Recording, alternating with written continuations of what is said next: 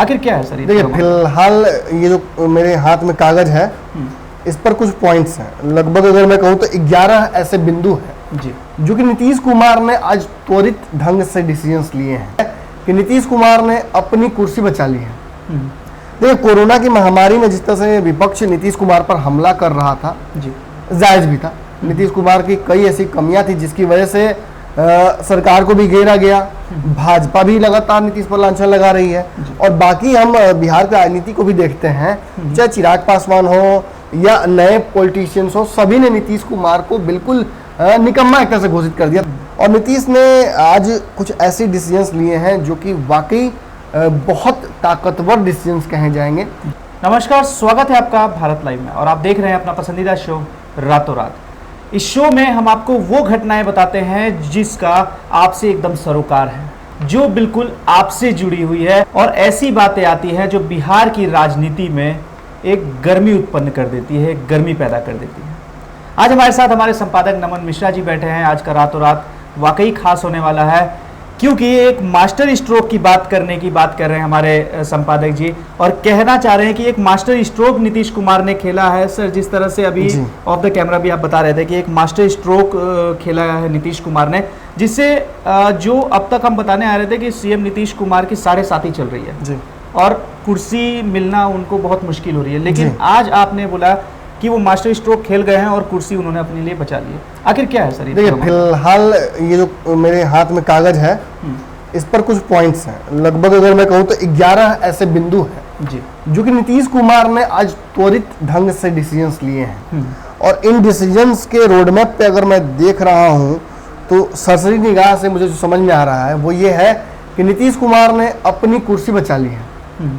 देखिए, कोरोना की महामारी में जिस तरह से विपक्ष नीतीश कुमार पर हमला कर रहा था जी, जायज भी था। नीतीश कुमार की कई ऐसी कमियां थी जिसकी वजह से सरकार को भी घेरा गया। भाजपा भी लगातार नीतीश पर लांछन लगा रही है। और बाकी हम बिहार की राजनीति को भी देखते हैं, चाहे चिराग पासवान हो या नए पॉलिटिशियंस हो, सभी ने नीतीश कुमार को बिल्कुल निकम्मा एक तरह से घोषित कर दिया था इस पूरे कोरोना महामारी के दौरान जी। लेकिन नीतीश कुमार वाइल्ड डिसीजंस लेने के लिए जाने जाते हैं। मैंने पहले भी कहा आपको कि ऐसे डिसीजंस वो लेते हैं जो चौंका देते हैं लोगों को। और नीतीश ने आज कुछ ऐसे डिसीजंस लिए हैं जो कि वाकई बहुत ताकतवर डिसीजंस कहे जाएंगे इस वर्तमान परिप्रेक्ष्य में, क्योंकि आपको पता है कि पूरे देश में लॉकडाउन लगा हुआ है। राज्यों को उनके स्वविवेक पर छोड़ा गया है, मगर लॉकडाउन की परिस्थितियां पूरे देश में लगभग यूनिफॉर्म सी हैं। 3 जोन में डिवाइड किया गया है। दर्शक हमारे जानते हैं सब कुछ, ग्रीन, ऑरेंज और रेड। लेकिन बिहार लगभग पूरी तरह से रेड जोन में दबा हुआ है जी। इसका बहुत बड़ा कारण है, बाहर से लोग आए हैं, लगातार लोगों का वापस आना जारी है जी। सरकार प्रयास भी कर रही है, लोग भी लगातार अपने लेवल से प्रयास कर रहे हैं। अब इतनी बड़ी संख्या है, एकाएक रातों रात ये संभव नहीं है लोगों को ला पाना जी। और ये हम सभी को समझना होगा, समझने के साथ ही ये काम हो सकता है जी। अब मैं आपको बताना चाह रहा हूँ सिलसिलेवार ढंग से कि कौन से वो डिसीजंस हैं जो कि नीतीश कुमार ने लिए हैं और इनका व्यापक रिजल्ट क्या होगा, जिसकी वजह से हम कह रहे हैं कि उनकी कुर्सी बच जाएगी जी। देखिए, आपको पता था कि आज नीतीश कुमार के साथ साथ देश के सभी राज्यों के मुख्यमंत्रियों की एक हाई लेवल बैठक सीधे हॉटलाइन पर होने वाली थी नरेंद्र मोदी जी के साथ जी। लेकिन नीतीश कुमार इस बार अनुनय विनय की स्थिति में नहीं थे। उन्होंने सबसे बड़ा काम ये किया कि पहले तो उन्होंने इस मीटिंग के पूर्ववत एक मीटिंग कर दी और उसमें डीएम, एसपी और जितने भी आला अधिकारी हैं सभी को सम्मान कर दिया जी। मतलब सुबह में ही हो गई थी। बिल्कुल, आपको आना ही है और हमारी बात सुननी ही है। हम अपनी तैयारियां कर लेंगे जी, हम माहौल का जायजा ले लेंगे, हम जिलेवार सूची बना लेंगे कि कौन सा जिला हमारा पिछड़ रहा है, कौन से जिले में टेस्टिंग की स्थिति क्या है जी, कौन से जिले में कितने लोग बाहर से आए हैं, उनकी स्क्रीनिंग की व्यवस्था क्या है, हम वहाँ के लोगों को क्या क्या बेनिफिट्स दे पा रहे हैं। इसकी बड़ी सूची बनी जी। और मुख्यमंत्री, उनके सचिव और बाकी सारे लोग एक साथ बैठे।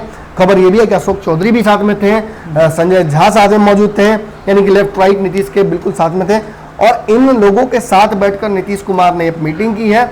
इस मीटिंग के तुरंत बाद मोदी जी से वो मुखातिब हुए हैं, लेकिन इस दौरान उन्होंने साफ तौर पर एक बात कह दी नरेंद्र मोदी के सामने कि बिहार को टेस्टिंग किट्स कम मिले हैं सर जी। और ये बात देखिए, आज याद कीजिए 1 महीने पहले मैं लगातार ये बात कह रहा था कि नीतीश जी चुप हैं, वो बोल नहीं रहे हैं और उन्हें बोलना चाहिए, क्योंकि इसका सीधा प्रतिफल उनकी राजनीति पर भी होगा। अगर आप बिहार के मुखिया के तौर पर बातें सोचते हैं तो बिल्कुल आपको पता होना चाहिए कि बिहार के साथ नाइंसाफी हुई है। और अगर आप राजनीतिक दांवपेच में अगर फंसे हुए हैं, एनडीए में जो नीतीश कुमार की स्थिति बनी हुई है सभी जानते हैं कि क्या है। अभी फिलहाल नीतीश कुमार बहुत असहज महसूस कर रहे हैं उस परिस्थिति में, और वो कहीं ना कहीं नीतीश कुमार के हाथ से बाहर निकल रही परिस्थितियां। ऐसे में टेस्टिंग किट्स कम मिलना बिहार को, और ये बातें मीडिया की सुर्खियों में लगातार आना नीतीश कुमार के लिए घातक था। और नीतीश कुमार ने सीधे तौर पर नरेंद्र मोदी के सामने बात रख दी कि हमें टेस्टिंग किट्स कम मिले हैं और आपको टेस्टिंग किट्स पहुंचाने होंगे ताकि हम जांच कर सकें। इसके अलावा नीतीश कुमार ने एक बड़ा डिसीजन और लिया है, पंचायत स्तर तक साबुन, मास्क और ये जो जरूरी चीजें हैं क्वारंटीन के लिए ये पहुंचाए जाएंगे। हाँ, ये तो डिसीजन उन्होंने कल सुबह ही लिया था जी, और जिसमें उन्होंने कहा था कि साबुन और मास्क हर घर में हर व्यक्ति को 4 मास्क मिलने चाहिए। जी जी। तो इस तरीके की डिसीजन उन्होंने ये लिया और भी कई डिसीजन। देरी जरूर हुई है, देरी जरूर हुई है, क्योंकि हमारे पास diagnostic is half the operation कहा जाता है। अगर किसी को आप बीमारी को जांच ले तो आप इलाज कर सकते हैं। इन सब के बावजूद एक बात तो सामने आती है कि जिस तरह से पहले भी नीतीश कुमार ने पंचायत स्तर पर जो काम करने के लिए मुखिया और बाकी वार्ड सदस्य मजबूत किया, हाँ मजबूत किया था, उनको पैसा भी दिया था। लेकिन ऐसा अगर आप देखें गाँव में जाकर वो ग्राउंड रिपोर्ट अगर देखा जाए तो वैसा कुछ अभी नल जल योजना की बात आप कर रहे हैं, पंचायतों को जो मजबूत किया गया, यही चीजें हैं कि क्या ये सारे काम जमीन पर उतार पाएंगे? इसके लिए उन्होंने स्पेशल कमेटी भी बनाई है जो कि मॉनिटर करेगी इन सभी चीजों को। मतलब सीधी सी बात है कि वो भाजपा पर निर्भर नहीं रहना चाहते हैं और भाजपा की जो इकाइयां हैं उन पर निर्भर नहीं चाहते हैं। वो अपने विवेक से अपने लिए ये व्यवस्थाएं कर रहे हैं। और पंचायत, आपको पता है कि पंचायत में जदयू का अच्छा खासा प्रतिनिधित्व है जी। जदयू नीतीश कुमार के अच्छे खासे लोग अलग अलग जगहों से, और वहीं से आप देखेंगे कई विधायक भी नीतीश कुमार के आए हैं पंचायत से ही। तो ये अच्छा काम उन्होंने किया है और इस स्तर के हिसाब से जो उनकी इच्छा शक्ति दिख रही है इसमें, ये काबिल तारीफ है। और हम एक और बड़ी बात ये कहना चाह रहे हैं कि ट्रेन बिहार होकर ही जाएंगे। आपको पता है कि कल ही लगभग एक खबर आ चुकी थी कि 15 ट्रेनें शुरू हो रही हैं अलग अलग जगहों से। रेलवे ने साफ तौर पे ये बात कह दी है। नीतीश कुमार ने नरेंद्र मोदी के सामने बात साफ तौर पर रख दी कि बिहार होते हुए सारी ट्रेनों को भेजिए। मतलब अब बहुत सारी ट्रेनें हैं जो कि बाहर से बाहर जाएंगी, जो बिहार की तरफ जाएंगी ही नहीं। लेकिन बिहार के इस रेलवे एरिया से अगर कोई भी ट्रेनें गुजरती हों तो वो धड़धा कर निकले नहीं, वो रुके, ताकि बिहार के लोगों को भी बैठने में आसानी हो। दिल्ली से ट्रेन आने वाली है जी, तो डिब्रूगढ़ जाएगी तो रास्ता यही है, तो उनका क्या नाम था कि यहाँ पे रुके। उसके अलावा उनका ये भी कहना था कि अगर झारखंड और आसपास भी ट्रेनें आ रही हैं तो उन्हें भी हमारे पास लाया जाए, क्योंकि देखिए संसाधन लिमिटेड है। इन 15-20 जो भी ट्रेनें खुलेंगी शुरुआती दौर में, इन्हीं के माध्यम से टेस्टिंग किट्स आएगा, इन्हीं के माध्यम से वो सारी चीजें आएंगी, लोग आएंगे, डॉक्टर्स यहाँ से वहां होंगे, लोग जाएंगे आएंगे, बहुत तरह की बातें हैं। पीपी किट्स हमारी ट्रेन से आ रही हैं, बहुत सी चीजें हमें खबर आ रही है कि ऐसी चीजें। और नीतीश कुमार ने नरेंद्र मोदी के सामने ये बात रख दी है कि जो भी ट्रेनें हमारे विसिनिटी के आसपास से, ईस्टर्न सेंट्रल रेलवे की तरफ से अगर आसपास से गुजरती हैं तो वो हमारे पास जरूर आए ट्रेनें, ऐसी व्यवस्था की जाए। एक बड़ी बात जो नीतीश कुमार की मुझे अच्छी लगी, जो कि वाकई जिसके लिए मैंने बहुत उनकी कहा ऐसा खिंचाई भी मैंने की थी और बिहार के अलग अलग मीडिया सुर्खियों में भी लोगों ने उनकी खिंचाई की थी, कि बिहारियों को वापस लाने का कोई पुख्ता नियम, कानून या व्यवस्था नजर नहीं आ रही थी। इसको लेकर नीतीश कुमार ने बहुत अच्छी पहल कर दी है। उन्होंने कह दिया कि 7 दिन के अंदर में जितने भी बिहारी बिहार वापस आना चाहते हैं उनको वापस लाने के लिए सरकार प्रतिबद्ध हो गई है। मतलब 7 दिन का ये डेडलाइन दे दिया गया है। अगर 7 दिन में कोई भी बिहारी इच्छुक है वो वापस आने के लिए, तो अब उसे वेट नहीं कराया जाएगा, उसे लंबी प्रक्रियाओं में नहीं फंसाया जाएगा। ट्रेनें चल रही हैं, लोगों को तत्काल में वापस लाने की व्यवस्था की जाएगी और 7 दिन के अंदर में लोग यहाँ वापस आएंगे। ये एक काबिल तारीफ डिसीजन है, क्योंकि हमने देखा है कि योगी आदित्यनाथ की अच्छी बड़ाई हो रही थी, क्योंकि उन्होंने अपने राज्य के लोगों को बाहर के राज्यों से वापस लाया।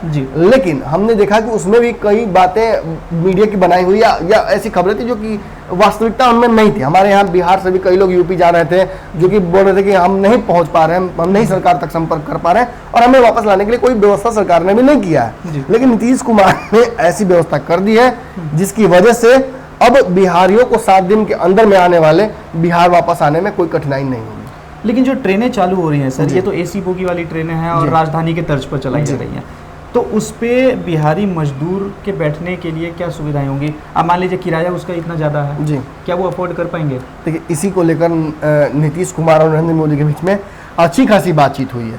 और देखिए एक बात समझ लीजिए, बिहार सरकार ने ये बातें तो स्पष्ट कर दी हैं कि बिहार सरकार वहन करेगी उस किराए को, लेकिन हाँ ये जरूर बात है कि सरकारी तरीका है, उसमें किराए में जो उसका रिएम्बर्समेंट होना है उसमें समय तो लगेगा, उसमें प्रक्रिया तो है।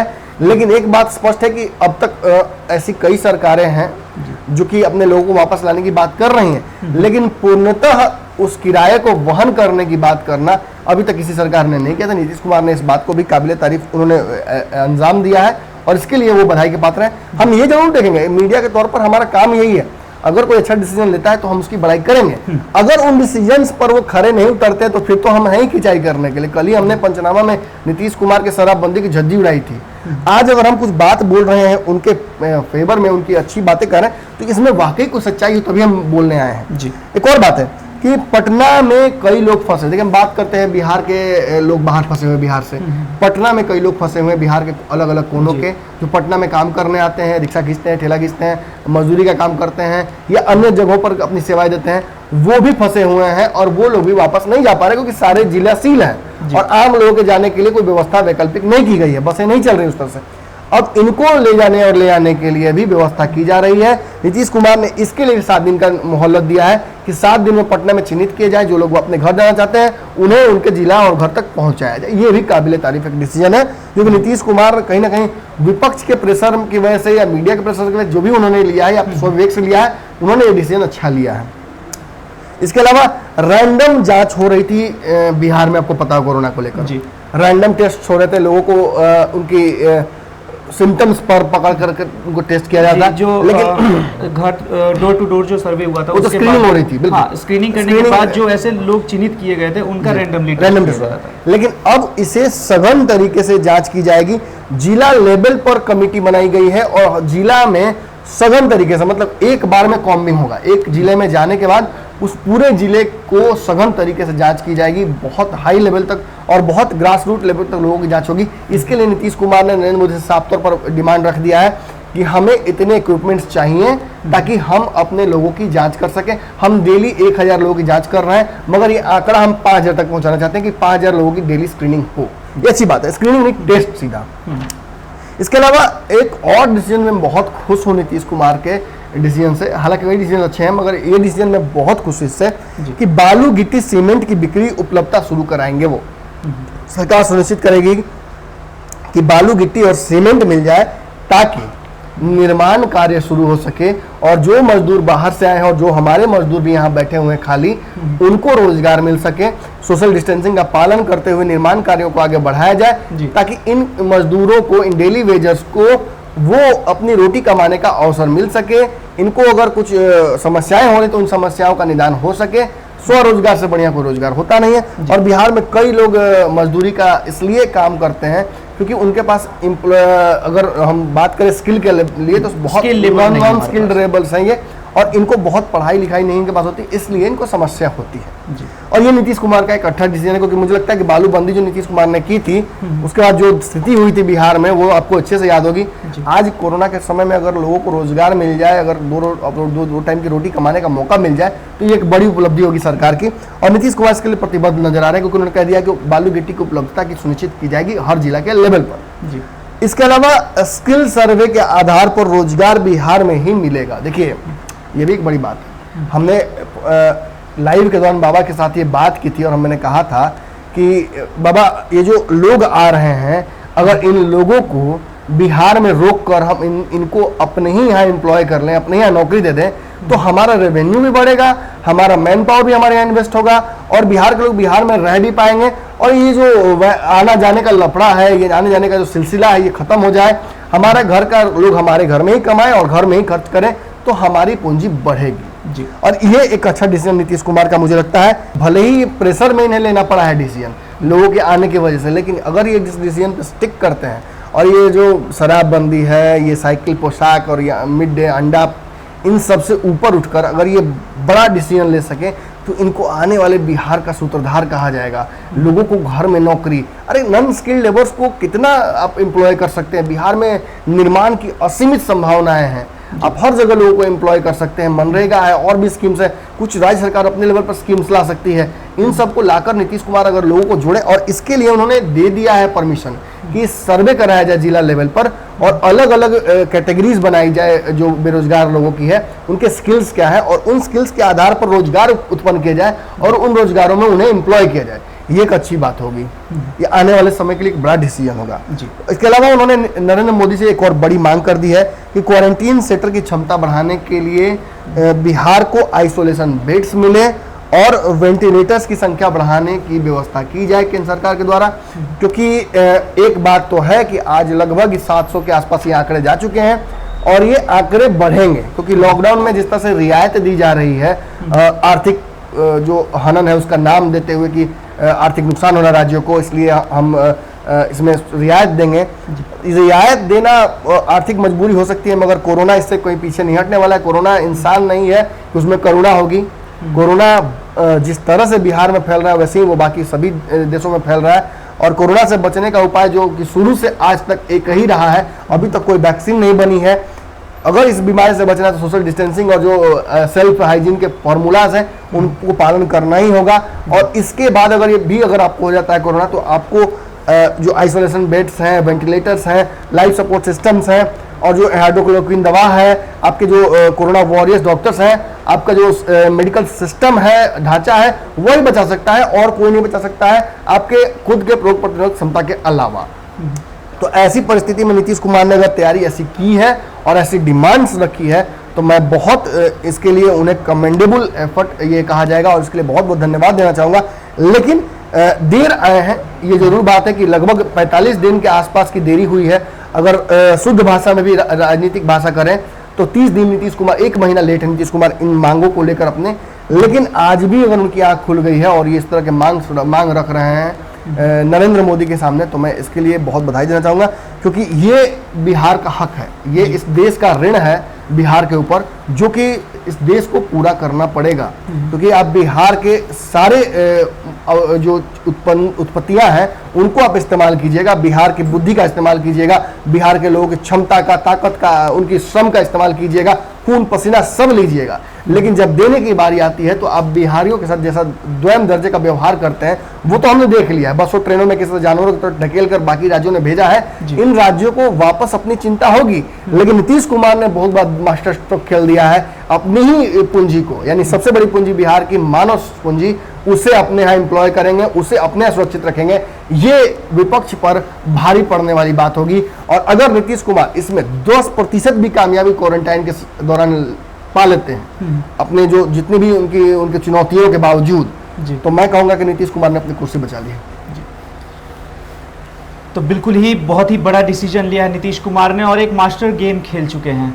कैसा लगा आपको आज का ये शो, जरूर बताइएगा। और आप इससे कितना सरोकार रखते हैं, आपको कैसा लगा नीतीश कुमार के ये डिसीजन, जरूर बताइएगा। मैं कमेंट के माध्यम से हम सभी कमेंट का जवाब देने का प्रयास करेंगे। बाकी खबरों के लिए बने रहे हमारे साथ। भारत लाइव के साथ खबरों का सिलसिला लगातार जारी है। धन्यवाद। बढ़ाएं अपना कदम सक्सेस की ओर शिखर करियर इंस्टीट्यूट के साथ। शिखर करियर इंस्टीट्यूट पूर्वी भारत में एकमात्र कोचिंग संस्थान जो एक्सक्लूसिवली है मेडिकल एंट्रेंस एग्जाम के लिए।